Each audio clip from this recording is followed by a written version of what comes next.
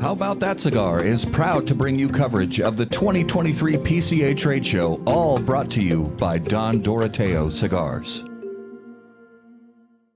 How About That Cigar, the final day of PCA 2023, and we are a little tired, but we're still having a great time. Absolutely. So Angelo from Founder Cigars, how are you? Again, tired, but it's been a great week. Yeah, man. So you guys are still, one of the younger companies in the business, but I know from talking to you already a couple times that this trade show has been pretty good. Yes. So Yeah. that's good. It's one of those things where the entire time we've been around as a brand, and you guys talked to us really early, was it January, December of last year when we were on the podcast? So yeah. You guys got that, and you were the first interview that we did. We were sharing our story publicly and kind of everything that we went through. And yeah. And I'll never forget, you guys asked, so when you reached out to mentors and kicked this idea off them and said you wanted to do this in the cigar industry, I was didn't do that. Just kind of did it. So.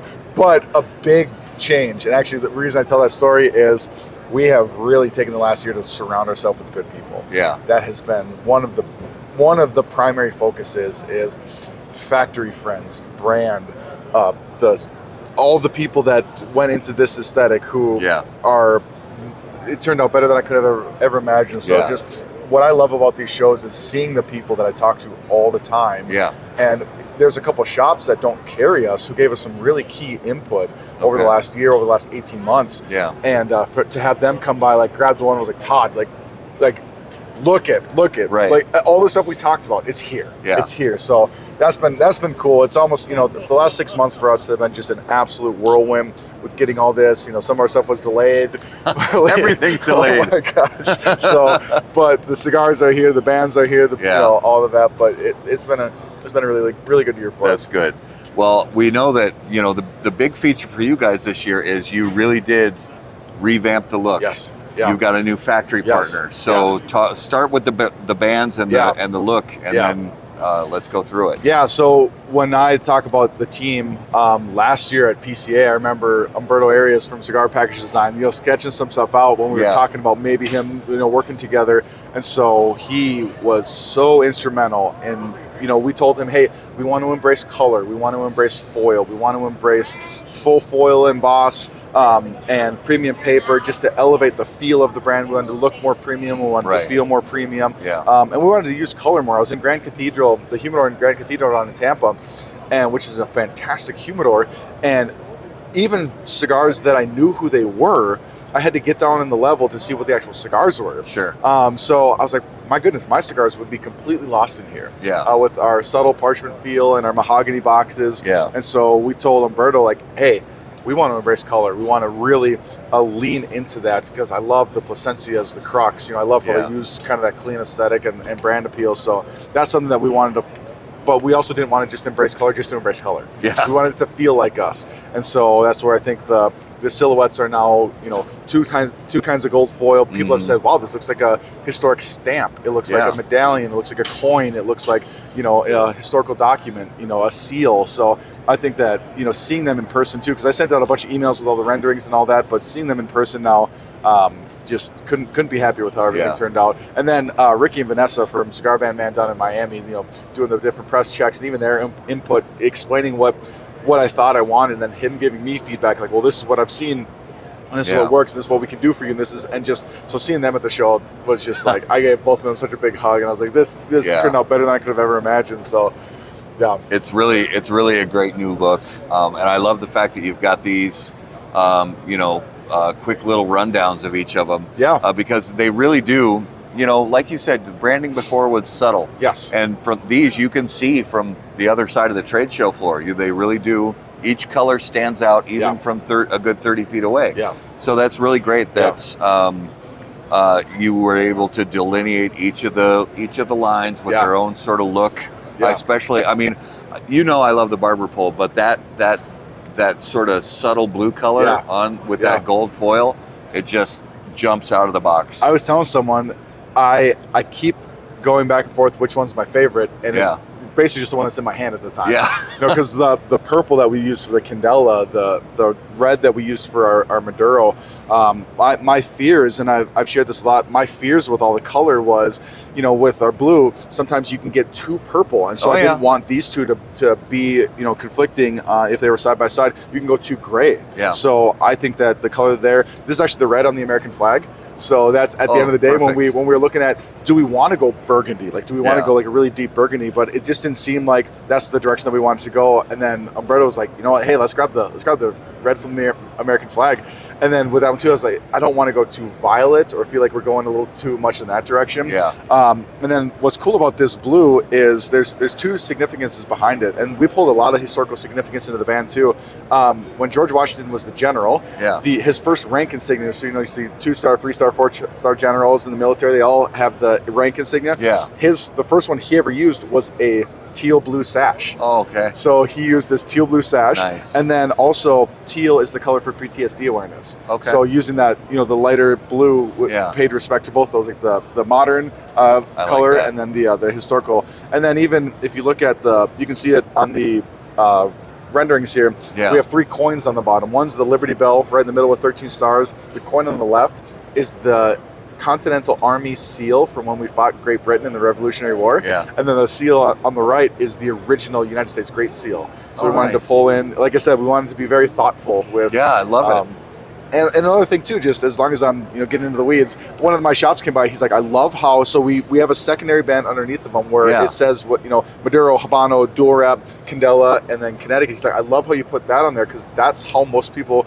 And what we actually wanted to do is we wanted to give 3 identifiers: the actual name of the wrapper on the cigar, the color, so if someone's like, oh, I smoked the dark blue one, a lot of people do that, and then also the silhouettes. So they're all unique silhouettes on there too. So there's really 3 identifiers for each one of them on there. And again, just trying to help help the customer. I love that, helping the customer. So in addition to the great new branding, also new factory. So talk us through that. Oh man, that's a cool story. So when we went to TPE last year, so I mean, you guys were there. Remember this? It was like we were like, let's go check out a cigar trade show. So we were like, hey, let's check this out and see what these are all about. We got introduced by Tim from Cigar Show Tim to Luis Cuevas. Yeah. And so just as a brand, like, hey, Luis, these guys he stood with us for 45 minutes. Yeah. During the show. Like day 1 of the show for 45 minutes. Yeah. Like you're busy. It's like, no. Like you're like, this is where I went wrong. This is where I went right. These are things that you should avoid. These are things you should look into, but later. So I mean, completely opened his playbook as a brand. And absolutely. And we left that going, my goodness, like how cool was that? So over that year, just built a relationship with Luis and Alec, who are just the best people on the planet.